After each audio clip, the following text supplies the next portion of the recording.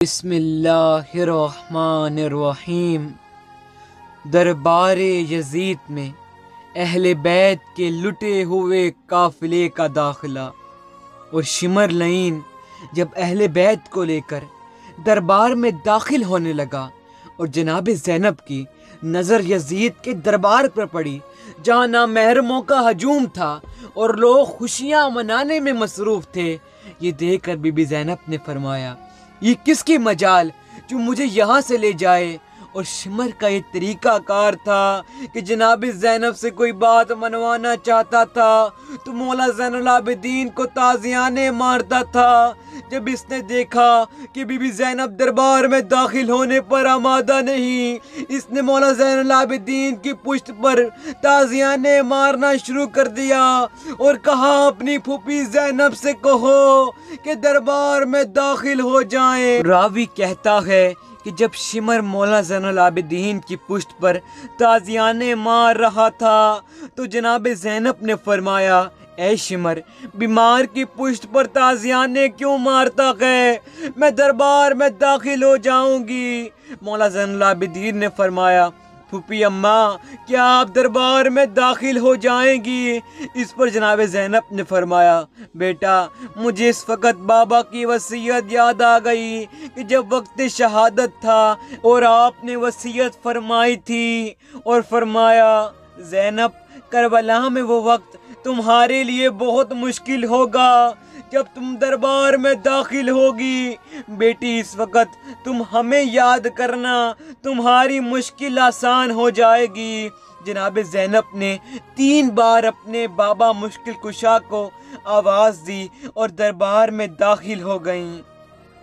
اور جب مولا زین العابدین کو دربار میں رسن بستہ لایا گیا، آپ کے ہاتھ بندھے ہوئے تھے اور یزید ملعون تخت پر بیٹھا تھا، اور مولا زین العابدین یزید سے مخاطب ہوئے اور فرمایا، اے یزید، تجھے خدا کی قسم بتا، اگر جناب رسول خدا ہمیں یہاں اس حالت میں دیکھتے ہیں تو ان کا کیا حال ہوگا؟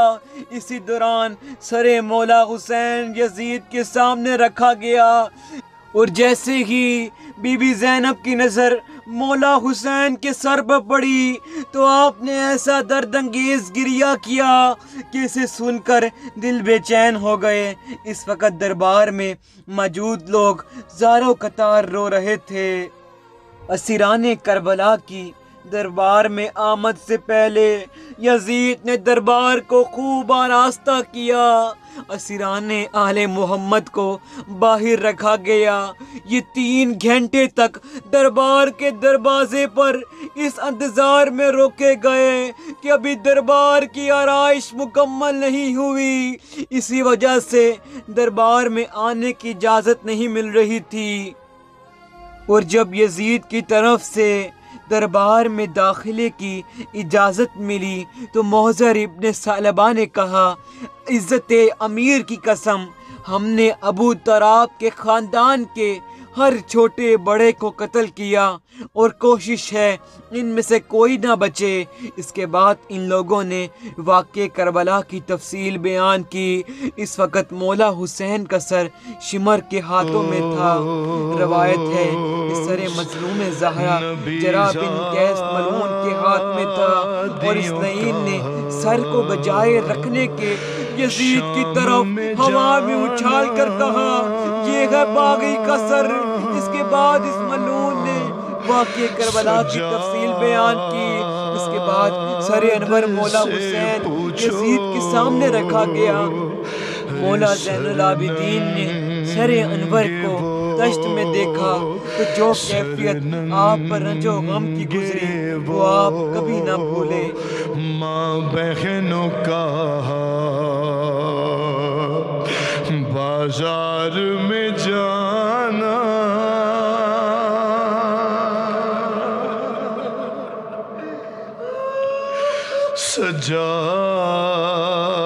سجاد سے پوچھو۔ اب یہاں سے میں پرسہ دینے کے لیے مصائب آپ کی نظر کر رہا ہوں، امام زمان جانے آپ کے آنسو جانے۔ ارے چھپتی تھی محسوس کر لو مصیبت محمد و آل محمد، مصیبت جناب زہرا اولاد۔ ارے چھپتی تھی نبی زادی، نبی زادی کے پیچھے کس شرم و حیا سے، ارے اور شمر کا ان بیبیوں کے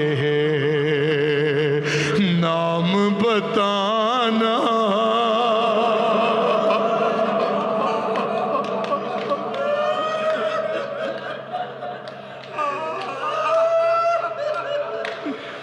اور شمر کا ان بیبیوں کے نام بتانا۔ سجاد سے پوچھو وا غربتا